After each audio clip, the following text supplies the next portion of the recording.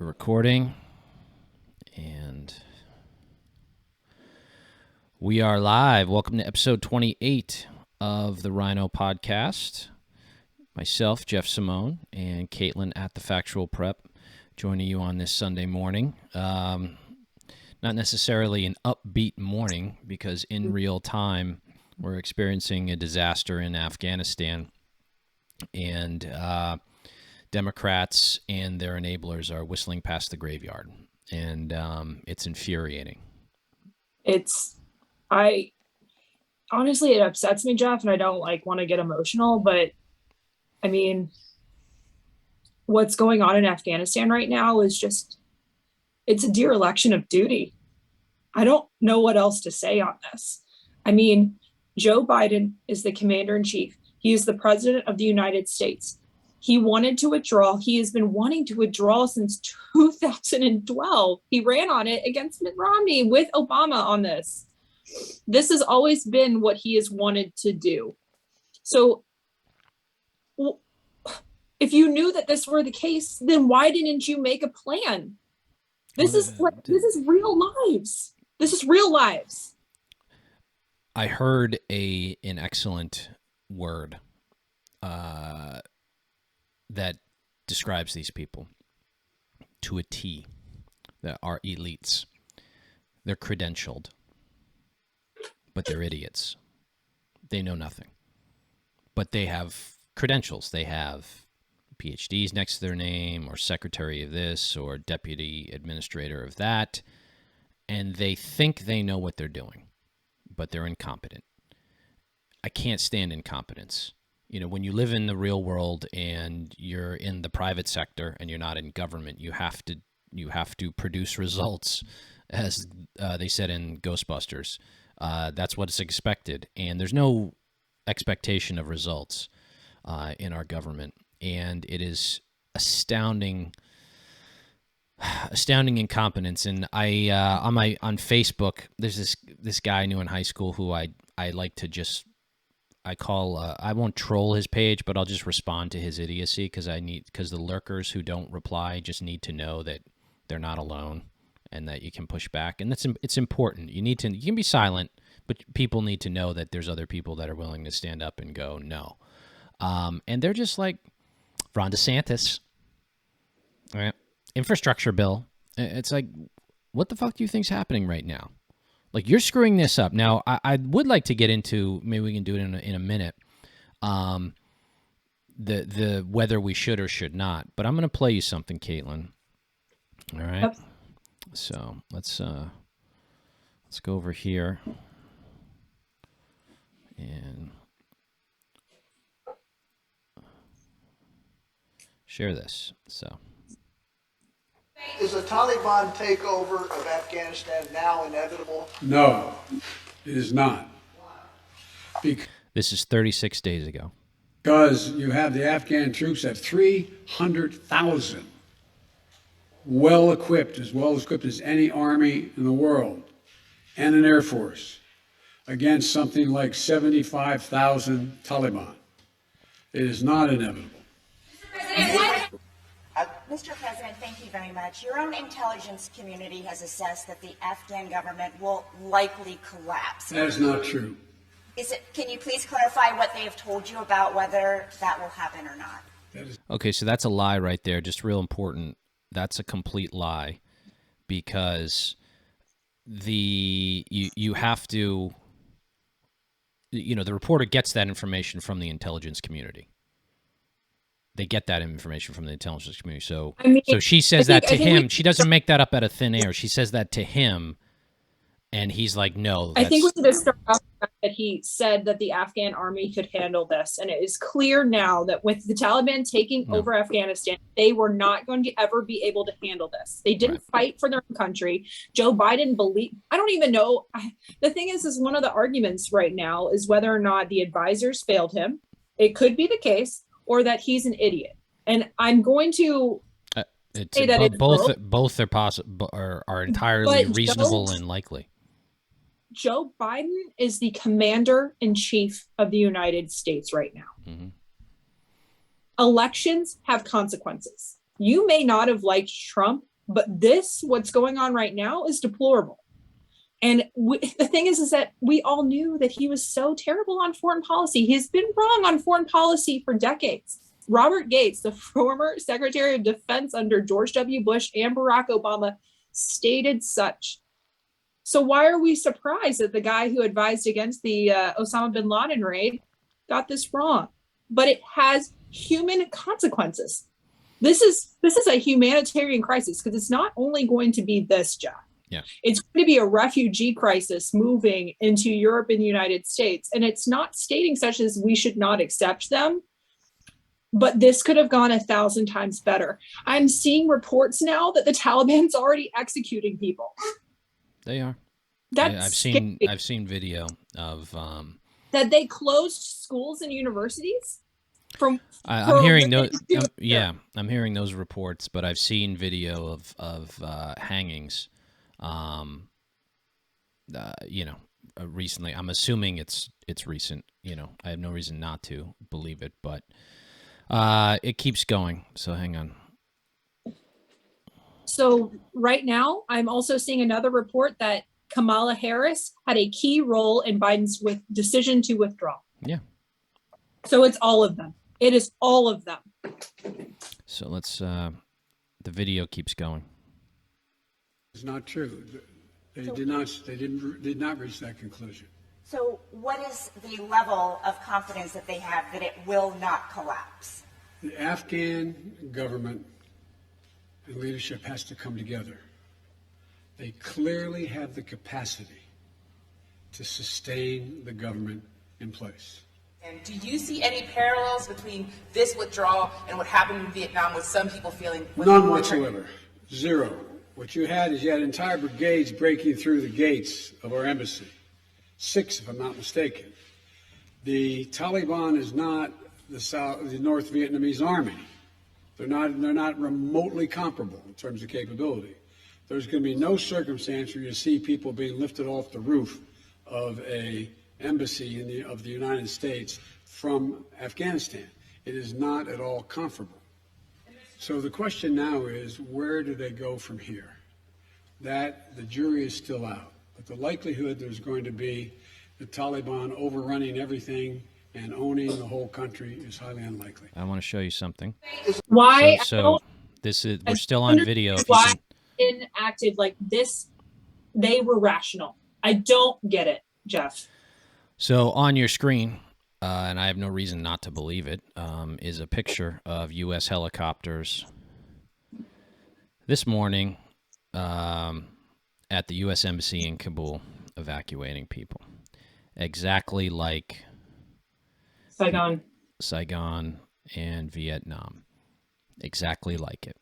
Because they couldn't be bothered to do this correctly. Afghan President Ashraf Ghani has already left Afghanistan. Yeah. He's not there. So it's done. A lot of people are going to die, and a lot of people are going to be in misery. The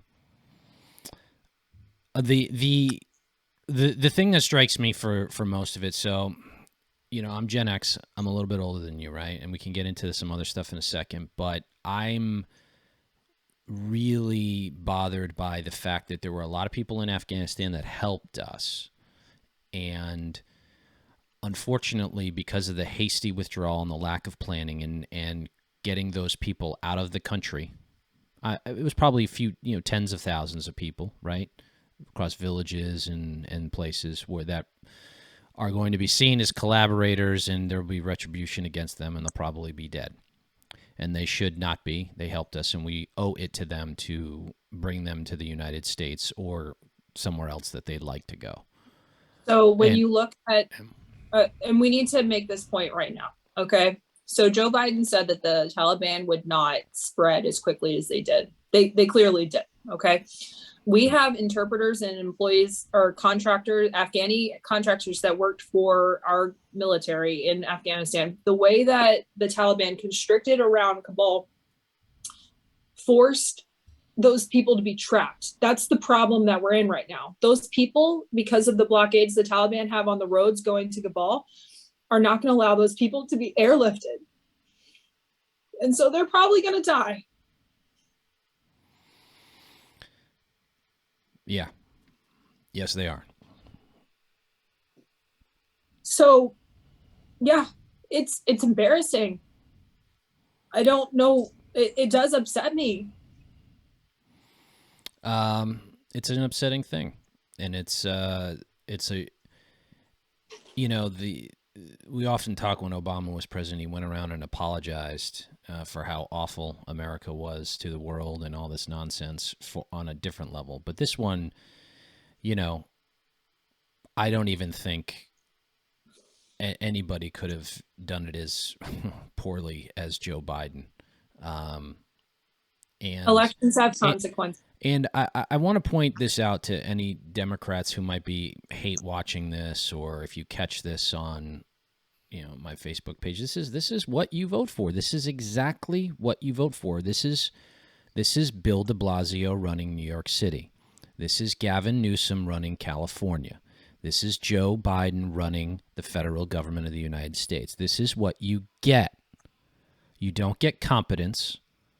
You get fluffy language and blame and lack of responsibility and utter unseriousness by well-credentialed morons who don't accomplish anything and work their way up a bureaucratic ladder to they're in a position of influence until eventually people die.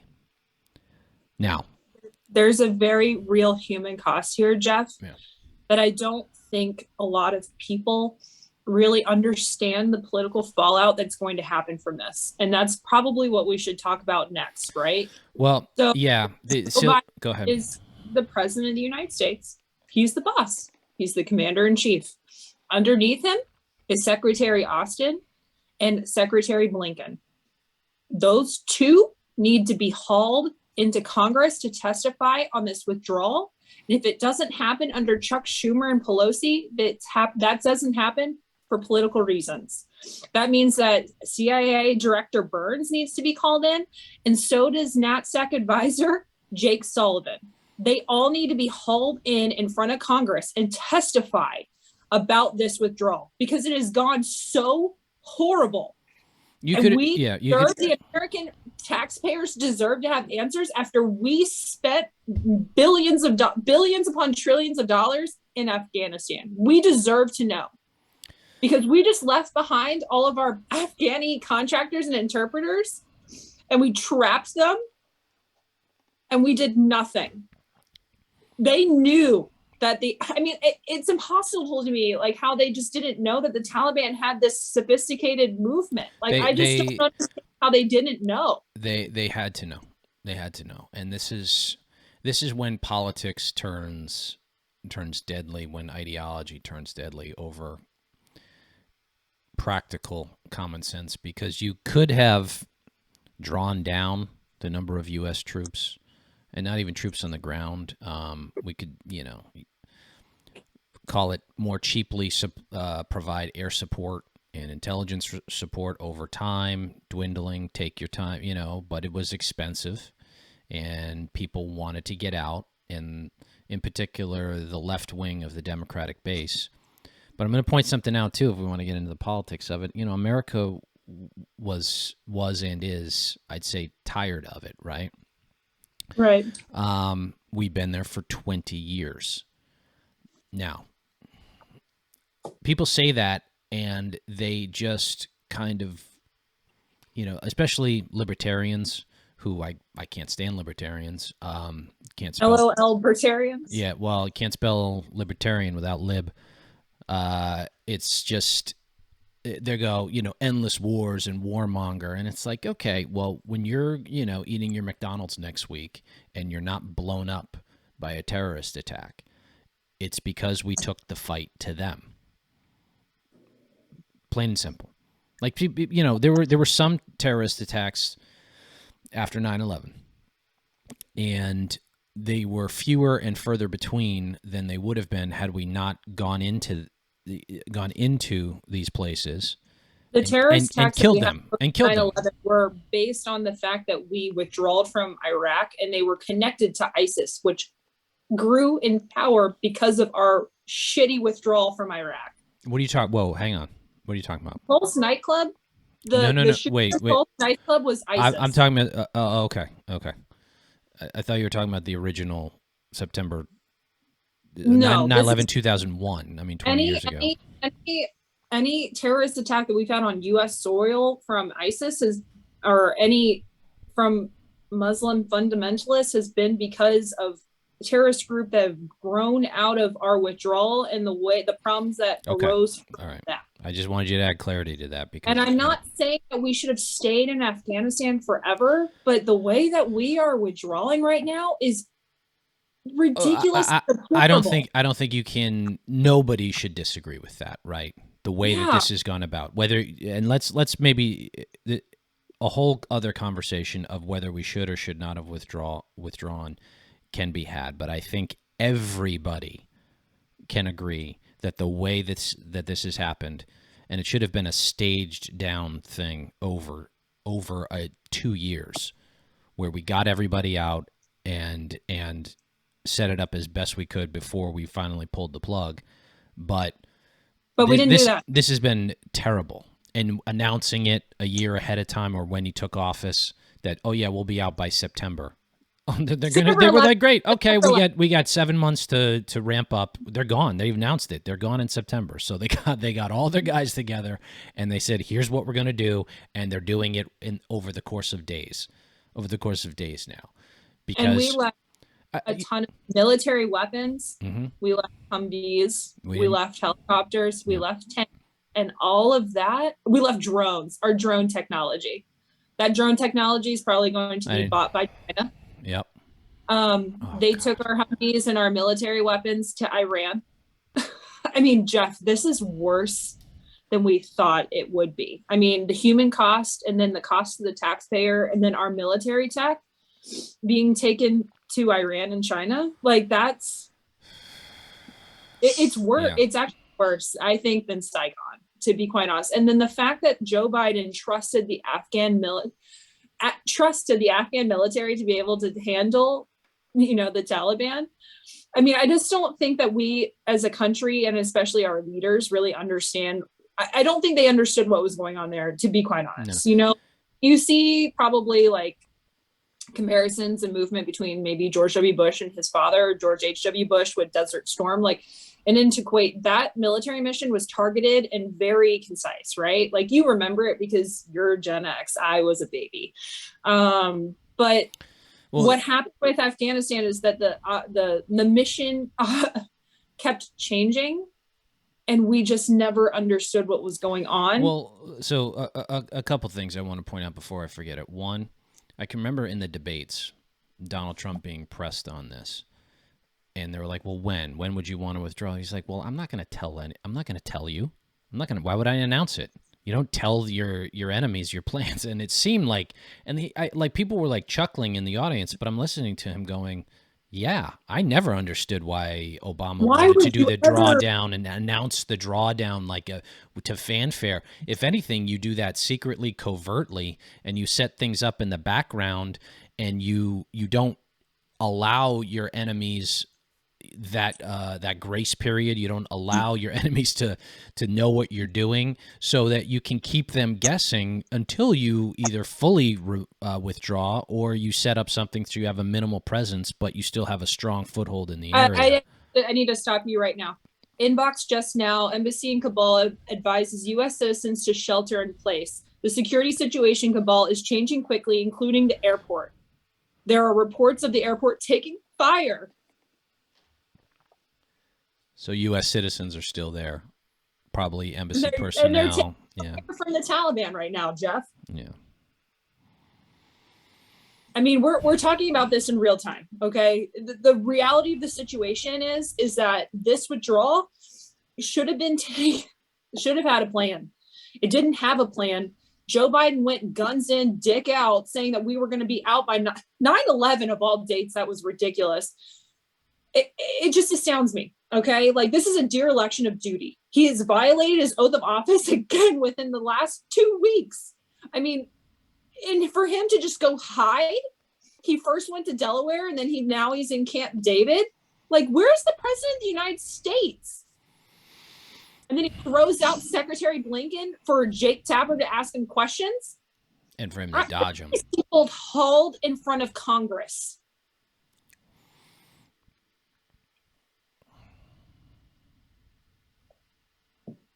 I don't know what else to say. I mean, like, our U.S. citizens, they have turned the the airport in Kabul into an embassy. I mean, they're right now taking fire. Yeah,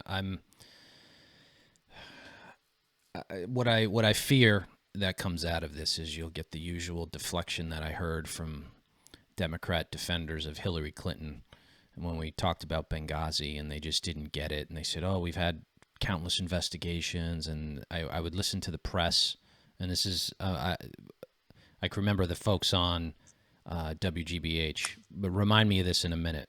The folks on WGBH literally ignoring what came out of the congressional hearings against Hillary Clinton, how she lied, and said it was a video when she knew full well it was a terrorist attack, and another dereliction of duty, didn't provide the kind of support our officials needed in Libya at the time. Just pure incompetence because they don't get it. And to a point, I don't think they care. They don't care to get it. There's something odd, and I think it stems from, blame America first, which is usually the foreign policy attitude you see on the left and center left and Democrats, is like, well, we're usually at fault, because I could even remember this when we went into Afghanistan. And people thought, there were people out there that said, this is back before social media, but I can remember speaking with people, and they were like, well, we kind of deserved it, and we're an imperialist and all this nonsense. Oh, fuck that. Yeah. Okay. So I genuinely think that this is adults refusing to be adults. Okay. And this is a problem that we've had for many administrations, but we elected somebody who has never acted like the adult in the room. Mm-hmm. Okay. Joe Biden is in charge right now. He is refusing to be the leader of our country, the leader of the free world, Jeff. Okay. And now our American employees from the embassy are taking fire from the fucking Taliban in 2021. Well, you're a bit young for this, but when this all happened, so I can remember Afghanistan, if we're going to put it in the bluntest of terms, was the good war, right? The war in Afghanistan made sense. It made sense. The enemy was there. Go get the enemy, kill them. They had a safe haven to start up terrorist camps. They planned all their attacks through intelligence. Through our capturing their intelligence, we foiled many other terrorist plots that they had planned. It was logical, and it made sense. And yes, we were there for too long. And I honestly kind of said, well, we pay tax dollars for a reason. If that's keeping us safe to thwart any future terrorist attacks and keep them from having a safe haven where they can plan them, one of the few places on planet Earth, perhaps save Iran, you do that. Iraq was a different story. That was more of a war of choice. And you could see the disconnect in how there was a big push to get out of Iraq. And people understood that more necessarily than they said Afghanistan. Now we're years after the Iraq withdrawal, and it seemed like people were just like, yeah, all right, I guess we should leave there too, because we've been there so long. Not that do we need to stay there, but we've been there so long. And that's a dangerous point of view. There's an old saying, you don't tear down a fence until you find out why somebody put it up to begin with. And that's kind of where we find ourselves, because what will, of course, happen after the Taliban reconstitutes itself and gains power is they will begin to support terrorist activities across the globe. Sorry, go ahead. yeah, they're going to execute people for minor infractions, like, I don't know, women not wearing religious dress all the time. And well, but at least, I read this morning they'll allow women to walk outside without their husbands. They'll just slaughter people. I assume mass slaughterings are going to be happening soon enough. I saw pictures of them taking people to cricket stadiums and executing them for nothing. So yeah, I mean, there are real human consequences to this. Yeah. And that's all it comes down to. The president of the United States, Joe Biden, who ran on being the adult in the room in 2020 compared to Trump, who has in reality been wrong on every foreign policy situation he has been involved in or commented on. He has been wrong for decades.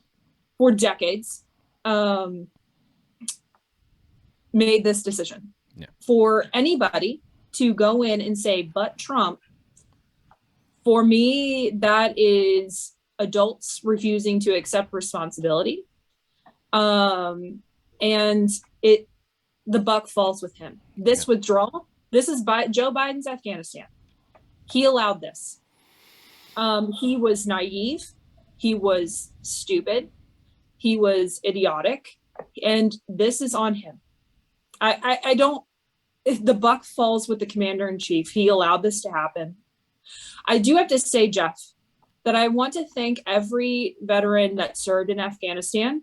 Any basic veteran of basic rank, you served with honor and you kept us safe as Americans. This is not your fault. This is the brass's fault. This is the president of the United States' fault. So thank you for your service. We appreciate it here on the RINO pod. 100%. Yeah. 100%. Yeah. Yep. It is. No, you helped create a safe situation for women to be able to go to school, for infrastructure to be built where there was none. You helped, keep the situation safe in Afghanistan. The buck stopped with the brass. They failed you. And we see that. This is not, first of all, I mean, I guess you can have the parallels to Vietnam. And I remember watching a clip recently from Bill Maher back in the 90s when, I guess the late 90s or early 2000s when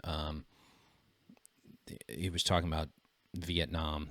Like the communism in the 60s was a real threat.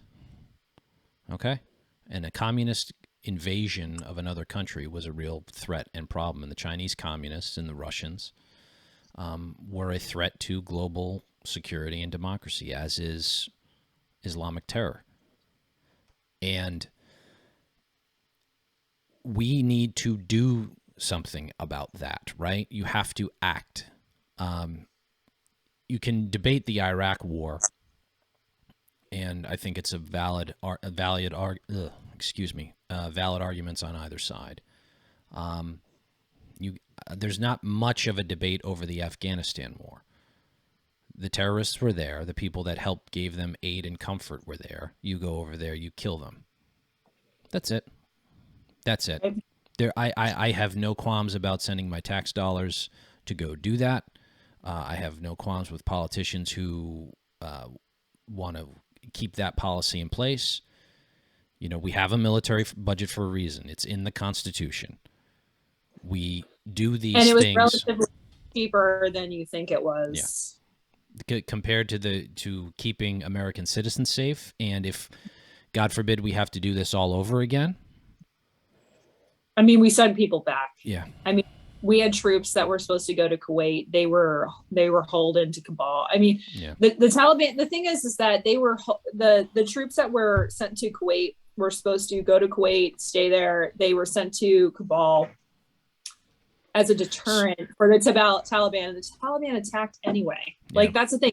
It's not a deterrent anymore because the Taliban knows that Joe Biden is the commander in chief, that the Bucks and that they can attack and they can take back the city, and Joe Biden will not retaliate. Here's the thing about this. Whoever's leading the Taliban now is not the same people who were leading the Taliban 19 years ago. Yeah, they're a little bit more sophisticated. I mean, it's very clear. No, I mean, 19 years ago, anybody who's been around there is dead because we killed them. Yeah, but now they've learned our and again, all of our weapons are in their possession now. True, like I have a high degree of confidence that whoever's in leadership, whether it's mid or senior level in the Taliban government, if we wanted to and needed to, we could, in relatively short order, find them and eliminate them rather quickly. We could absolutely do it. Whether or not would is a different question. Yeah, well, I want to shift topics a little bit because there was some local news, and I'll keep it on a serious bent. Beat the Press has been canceled, and I guess as you put it, off broadcast, we beat the press. So they were canceled after 22 years. That's crazy to me. Yeah, they've been. That's okay, right? Like, I mean, having 4 people like discuss a topic, like, I mean, that's not super controversial, but you go into the story. Apparently, it was. Well, yeah, I don't know if the Boston Globe was spinning this, but if you read the Boston Globe article that covered this, they kind of blamed Emily Rooney for having an opinion. By the way, if you read the opinion, if you read her opinion was right on the actual issue, but a bunch of people wanted to cancel her because they interpreted it as being offensive, and they decided to go after, I guess, her and WGBH, and she had to issue an apology. She was right in her original opinion, but you can't have an. She basically it had something to do with awards or some documentary filmmakers getting awards, and they weren't, it wasn't diverse enough. And she came out with the point that's saying, well, maybe the film wasn't very good, right? Shocking, maybe a little bit of honesty if you actually saw, if you took a look at the documentaries, that's not tolerated. Right. Like, maybe the film wasn't good. I mean, yeah. Look at the film Moonlight. Did you ever watch that? No. No. Moonlight was really good. Okay. It was really good. It deserved the awards that it won. But you shouldn't have to do participation trophies just because of whatever. I mean, I suspect something different was happening, but I could be wrong. The Globe might have the inside track on that, and GBH management caved, in which case that's terrible. But right. to the point that the original conception of GBH's Beat the Press was covering the press, right? A 30-minute show that covers what the press is doing and how the press is doing it. And I noticed over time, I'd say the past 7 years, or maybe 10, since I've been more heavily involved in politics, it wasn't really an honest representation of what the press was doing. They treated the press with kid gloves. It was highly political. They were there to carry water for Democrats.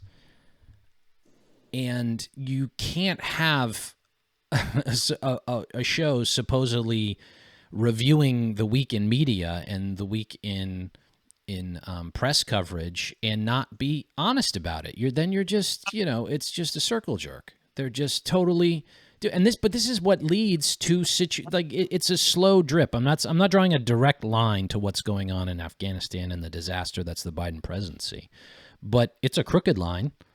The line is there. If you protect people, if you protect politicians on your side long enough, then politicians will get away with it, right? So the only recourse Republicans have, or conservatives, or anybody on the center right, is honesty and transparency and sunlight.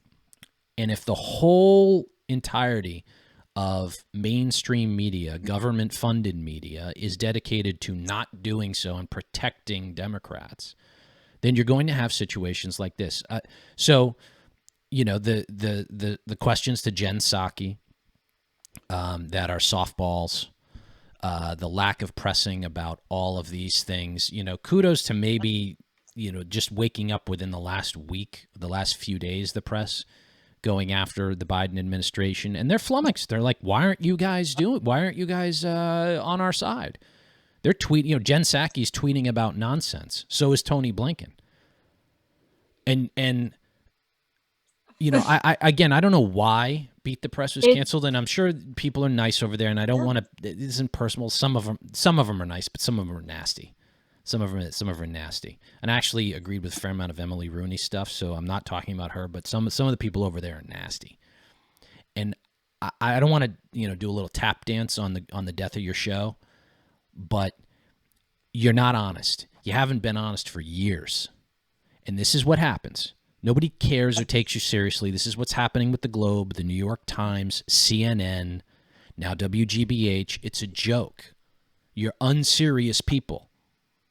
You're credentialed, but you're idiots, and you won't be honest about what's going on because you're too afraid of the left and the progressives that are willing to attack you when you divert from their narrative. And that's it. And it's the truth. And if you're an honest liberal, you're looking at yourself going, yeah, Jeff's probably right. Okay? And you will only continue to spiral downward. And what will happen is this has a ripple effect. Not a direct line, but a crooked line to people in power like Biden, people in power like Elizabeth Warren, and eventually they'll start to lose. And the people, it's adults are refusing to be adults. It really is. It's listening to the loudest unreasonable voices and adults refusing to lead. And sometimes when you have to lead, you have to say your ideas are not good long term. And the left and liberals, even the moderate liberals, they've allowed this for way too long. Yeah. It is okay to be not even contrarian. Be yourself. Give your true opinion. But this refusing to be adults, it has very, very awful negative effects on our country.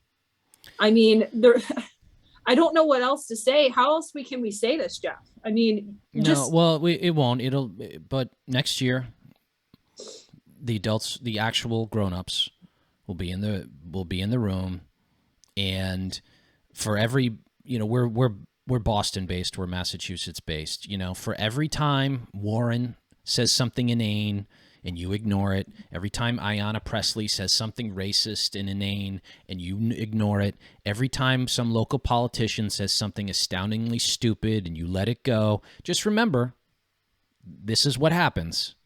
Bye-bye, Beat the Press. Good riddance. The only thing I regret is that I won't have as much content to dunk on you on. I mean, there were literally the last clip I shared. It's on YouTube. It was so good I cut it. You had people. We didn't even watch the clip.